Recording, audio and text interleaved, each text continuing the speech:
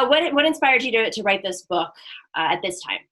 Well, the beginning inspiration was just the fact that shockingly there were not very many books about Bernie Sanders out there. In fact, I don't even know of another single one off the top of my head, which is surprising given that I feel like Bernie's campaigns have reshaped American politics. I think that we will look back on these two campaigns, 2016 and 2020, as something like a Barry Goldwater run in 1964, right? Barry Goldwater was a hard right, libertarian-esque figure in the Republican Party who ran in 1964 and lost very badly for the Republican nomination for the presidency in 1964. And at the time, people were very dejected, but a movement came out of his presidency that culminated in Ronald Reagan and all the other bad things that have dominated American politics for the last couple of decades. Right. And so Bernie has an opportunity to potentially do the same thing, but for forces of good rather than forces of evil. And what is also so important about his campaigns is this is not just a theoretical speculation that this is going to happen. There's all of this momentum that has already come out of his campaign just in the last 4 years alone. I mean, these kind of big shifts take place over years and decades in American politics, but even over the last 4 years, we've seen an explosion of progressives running for elected office. We've seen people who are self-identified as Democratic Socialists running and winning for elected office everywhere from the House of Representatives to city councils and everywhere in between. We've seen an explosion of all kinds of groups, like ones that you're a part of that you've started, like the Democratic Socialists of America, like all kinds of different, grassroots level movement activity that have been inspired by Bernie. People who have realized that we've all been told throughout our entire lives that you can't put forward these kinds of bold progressive policies in America. The American people just won't go for that kind of thing. And Bernie's campaign showed us that that's actually not true, that actually Americans are hungry for that kind of bold left-wing politics. So we thought we would write a book trying to synthesize all of those lessons that we've learned over the last couple of years through Bernie Sanders, and then where we go from here with all those lessons. So what are some of the lessons that we have learned? I mean, we've had some great successes, but electorally, a lot of people have run as progressives, Democratic Socialists, including myself, who have not done as well as the more notable ones, like the Squad and some of the DAs and city council members. I wonder what we can learn from those experiences, but also what the establishment might be learning and using it against us moving forward. Well, it is true that we've probably lost more than we've won over the last 4 years, but anybody who has been around the left socialist progressive movement knows that that's pretty much that's to be expected. We've eaten a lot of crap over the last couple decades. So to me, what's more shocking is not that Bernie looks like he may not be about to win the presidency, but that Bernie got this far at all, and it gives us a foundation for a good foundation, a strong foundation for moving forward. I mean, we've seen people running for office and losing, but also in some really important ways, the ways that we synthesize in the book. We have a chapter, for example, that is on some electoral case studies of Democratic Socialists who have run for office. And two of the case studies are about cities where Democratic Socialists have won, Chicago, where I live, and New York City. And then we also have one that is about where Democratic Socialists ran for state assembly in California in the East Bay and lost, but they lost in a way that made the Democratic Socialist movement, the infrastructure was laid to continue fights, beyond elections. For example, in the support of the Oakland teachers strike that happened last year, and all kinds of other stuff. Mm-hmm. So I think we should, the left has a history of running for office to just kind of make a point to just take a stand for what's right, and that's noble. But of course, we want to actually win. And we shouldn't, pat ourselves on the back too much when we lose. We should parse the lessons of why we lost. But I think we also shouldn't be totally dejected. I mean, and if you take the kind of 30,000 foot view of where we're at right now, we are in a better place moving forward to advance a left progressive politics than we have been, certainly in my lifetime and in at least half a century in this country. So moving forward, what are some of these lessons that we could learn from the mistakes and especially for folks who maybe want to go at it again?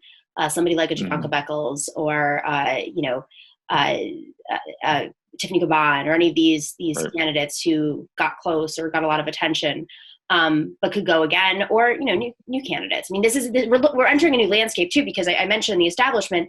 Lucy Flores tweeted this out. Actually, I thought it was really smart. She said, "If they see you coming, they're much more dangerous. The establishment. If they don't see you coming, that's when you can surprise them and you can fly under the radar like AOC did, and thank God." Right. So what can we do to prevent them from outsmarting the establishment that's usually slow and clunky along the way? Yeah, I think what Lucy Flores said is right, although if I were the establishment, I would be perhaps taking more of I would be adopting more of the Bernie Sanders rhetoric and the AOC rhetoric than they appear to be doing right now. They're not trying very hard to absorb all of our energy and all of our rhetoric and everything.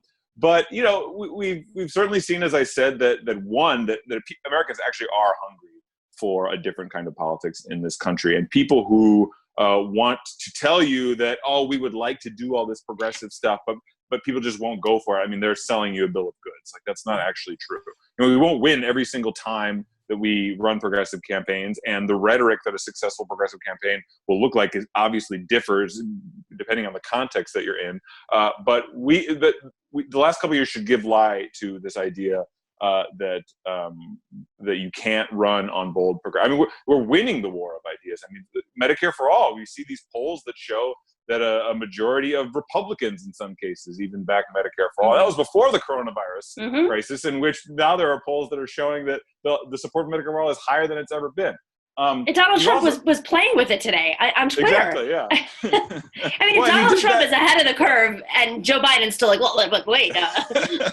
Well, exactly, and that's why what speaks to what I was saying before, is that, like, I don't think that they being the establishment really are rising to the occasion. They're still telling themselves like fables of how it is that Bernie Sanders was able to get as far as he was, and why people like AOC have won the elections that they've won. They don't seem to have fully. They're not doing what, as I said, what I would do to try to destroy people like me. And so I think the establishment is still very powerful, of course, and we see how mainstream media, how centrist Democrats will move heaven and earth. I mean, in the case of Joe Biden, they will all unite behind this guy who, it brings me no pleasure to say, like, has me very worried about his basic capacities to speak and to think. But they don't care. I mean, they would rather put someone like that up against Trump and lose, rather than see it, give up their power to a figure like a Bernie Sanders. So they're gonna move heaven and earth to continue to try to do what to destroy left-wing energy. But we have to keep fighting. I mean, we're winning on many fronts. The other part of what we talk in the book, I mean, the majority of the kind of case studies and the discussion of strategy going forward has to do with basically the two tracks. I mean, one, electoral stuff, which we all know is important, but two, grassroots movement organizing that is not totally operating within the electoral arena. I mean, we need fights within the labor movement. We need, rejuvenation of American unions, which are really stagnant right now during the coronavirus crisis. There's all these workers going on strike, and it feels like the majority of unions are just, they don't know what to do. They're not. People are like really scared and are terrified to go into work, and are like going on their own strikes, an unorganized strike, and labor is not getting behind that. So we need, rejuvenated unions. We need these fights for affordable housing. We need, obviously, the fight for a Green New Deal. All these progressive pressures that we need to win the things that we all know that we need, and we need to build that stuff outside of elections. And our book, I mean, we talk about these kind of two tracks, but obviously the truth is that they're not like cut and dry. Like, each one, it has to engage with the other. But we need people to get involved in that kind of grassroots movement organizing that is organizing outside of the every 2 or 4 years that we have elections. Right. Thank you for watching. You can support the Nomiki Show on YouTube by clicking subscribe, like, and sharing. Because as you guys know, now more than ever, we have to support our independent media. We are being attacked from every angle, and everyone's watching CNN every night, so it's important that we take care of the good guys fighting the fight. You can also join us on Patreon for special content and interviews. We also have swag, like these new mugs, starting as low as $5 a month, which is, basically what an iced coffee is in Manhattan when we had iced coffee shops open. You can go to patreon.com/The Nomiki Show.